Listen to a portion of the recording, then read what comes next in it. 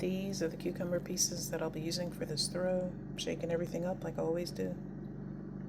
You know the rest.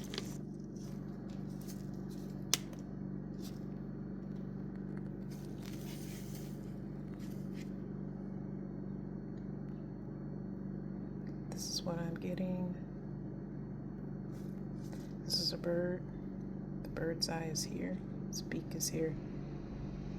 Its neck is here.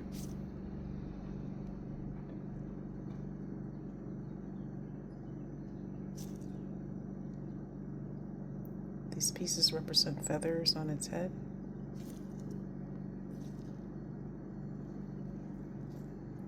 These 3 pieces represent decoration, and the number 3 being significant in this throw. And so, yeah.